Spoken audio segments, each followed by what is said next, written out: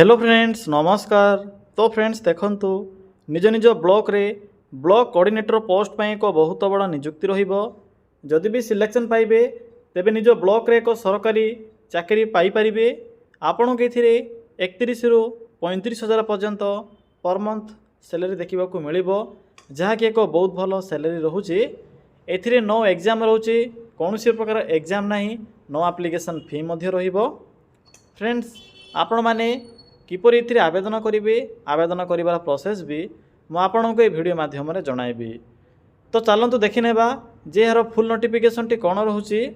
Friends यही नुआ नुआ सरकारी जॉबर न्यूज़ पाइबापी चैनल टी को सब्सक्राइब करी वीडियो टी को भी गोटे लाइक कर नियंतु। तो पिला माने देखंतु यही पोस्ट रे केउ माने आवेदन करि परिबे। एथिरे ऑल ओडिसा पिला माने आवेदन करि परिबे। आम ओडिसा सबु डिस्ट्रिक्ट रो पिला माने यही पोस्ट में आवेदन करि परिबे। जेंडर टी भी बोथ मेल एंड फीमेल रहूची।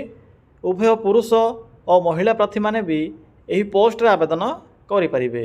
आपन के एथिरे 31,000 रु 35,000 पर्यंत पर मंथ सैलरी देखिबा को मिलिबो। ब्लॉक लेवल गवर्नमेंट जॉब रहिबो बा ब्लॉक स्तरीय सरकारी चाकरी रहिबो। पोस्टिंग आपनकर ब्लॉक रे ही रहिबो। नेक्स्ट आसिला पोस्ट नेम। एथिरे 3 प्रकार पोस्ट होची, जेपरि कि थिरे डिस्ट्रिक्ट प्रोजेक्ट कोऑर्डिनेटर बा डीपी कोऑर्डिनेटर, या सहित पी कोऑर्डिनेटर बा panchayat coordinator cum additional district project coordinator, या सहित अकाउंटेंट पाई थिरे वैकेंसी रहिबो। तो निजर योग्यता अनुसार बा आपण माने जेउ पोस्ट रे भी एलिजिबल होतिबे सेही पोस्ट रे आवेदन करि परिबे। ए तीनोटी मध्य जे कोनोसी भी गोटे पोस्ट में आपण माने आवेदन करि परिबे। नेक्स्ट आसिला एप्लीकेशन फी। पिला माने एथिरे आवेदन करिवार प्रोसेस कंप्लीटली फ्री रहूची। नो फी फॉर ऑल रहूची। जनरल ओबीसी एससी एसटी सबु कास्ट रो पिला मानक पई free of cost apply process रहिबो। तो समस्त एथिरे मागणा रे ही आवेदन करि परिबे। नेक्स्ट आसिला पोस्ट वाइज सैलरी। तो देखि नियंतु जे एथिरे केउ पोस्ट रे कोन सबु बेसिक सैलरी रहिबो। जदि आपण माने डिस्ट्रिक्ट प्रोजेक्ट कोऑर्डिनेटर आवेदन करूछंती तेबे आपण के एथिरे 31,000 टंका पर मंथ सैलरी देखिबा को मिलिबो। एहा सो आपण को अदर अलाउंस रो बेनिफिट मध्य मिलि परिबो। जदि आपण माने पी कोऑर्डिनेटर आवेदन करिवे तेबे एथि पई 27,000 टंका पर मंथ रहूची सैलरी, बा पंचायत कोऑर्डिनेटर पई 27,000 टंका बेसिक पे बा स्टार्टिंग पे रहिबो। नेक्स्ट आसिला अकाउंटेंट। एथि रहूची 24,000 टंका पर मंथ सैलरी। तो एही स्ट्रक्चर रे आपण माने मंथली बेसिस रे सैलरी पाई परिबे। नेक्स्ट आसिला एज लिमिट। एथिरे आवेदन करिवार मिनिमम एज रोचे 18 वर्ष। किछि पोस्ट में रोचे 18 वर्ष और किछि पोस्ट में मिनिमम एज 21 वर्ष रहिबो एवं मैक्सिमम जो एज लिमिट रोचे 42 वर्ष रहिबो। बाकी ओबीसी एससी एसटी और पीडब्ल्यूडी कैटेगरी पिला माननकु एथिरे एज रिलैक्सेशन देखिबा को मिलिबो बा एक्स्ट्रा एज लिमिट बा एज सुविधा मिलि परिबो। नेक्स्ट आसिला सिलेक्शन प्रोसेस। फ्रेंड्स एथिरे तो कौनसी प्रकार एग्जाम नाही, नो एग्जाम रहूची। केवल आपण माने आवेदन कला परे आपणकर वेटेज आधार रे सिलेक्शन करा जिवो। वेटेज आधार रे सिलेक्शन हला परे एथिरे नेक्स्ट स्टेप रहूची इंटरव्यू एवं इंटरव्यू परे डॉक्यूमेंट वेरिफिकेशन बा टीवी रहिबो। तो पिला माने एही किछि प्रोसेस द्वारा आपण माने एथिरे सिलेक्शन पाई परिबे। नेक्स्ट आसिला इंपोर्टेंट डॉक्यूमेंट। तो देखि नियंतु जे एथिरे कोन सब डॉक्यूमेंट गुडी को मेंशन अछि। जहाँ भी एथिरे सब डॉक्यूमेंट गुडी को लेखा जाइछि बा मेंशन अछि, सब डॉक्यूमेंट रो जेरॉक्स फॉर्मेट गुडी को आवश्यक पड़िबो। जेपर कि ऑल क्वालिफिकेशन रो certificate, photo, residental certificate, caste certificate, ID proof रे आधार कार्ड। तो एई सब डॉक्यूमेंट गुडी को आवश्यक पड़िबो। नेक्स्ट आसिला अप्लाई रो मोड बा एप्लीकेशन मोड। एथिरे तो ऑफलाइन मोड रहूछि। आपण माने पोस्टल माध्यम रे बा स्पीड पोस्ट किबा रजिस्टर पोस्ट माध्यम रे एही वैकेंसी रे आवेदन करि परिबे। डेट भी तो स्टार्ट हो सारी ऑलरेडी। तो चलतु आउ डेरी न करी आलोचना करिबा जे आपण माने किपरि एथिरे आवेदन करिवे। एथिरे आवेदन करिवार कंप्लीट इनफॉरमेशन मु आपण केबे कहिबी। फ्रेंड्स एथिरे आपण माने किपरि आवेदन करिवे देखंतु। आवेदन करिवा पई सिंपली आपण माने निज मोबाइल फोन रे थिबा गूगल टी को ओपन करंतु। ओपन करि सरला परे सर्च करंतु ओडिशा, देन स्पेस ते लिखिबे जीओवीटी जॉब, देन लिखिबे .in। देखि परिले पिला माने जेठरे मु कोन टाइप करली सिंपली आपण माने एई भली टाइप करिवे। एहा परे सर्च रो ऑप्शन ऊपर क्लिक करिवे। फ्रेंड्स क्लिक कर सारा पर आपको ये ओडिशा जीओफिटी जॉब्र साइट शो हो सिंपली साइट्र लिंक उपर क्लिक करूँ। क्लिक कलापर आपण सम्मुखें यही एक इंटरफेस आसीथिबो। आपको ये डिफरेंट टाइप कैटेगरी अनुसार जॉब्र ऑप्शन गुड़िक देखा मिल। तो सिंपली टी तलक आसबे एठार आपको लेटेस्ट जॉब्र सेक्शन देखा। प्रथम आपको block coordinator notification T show हो।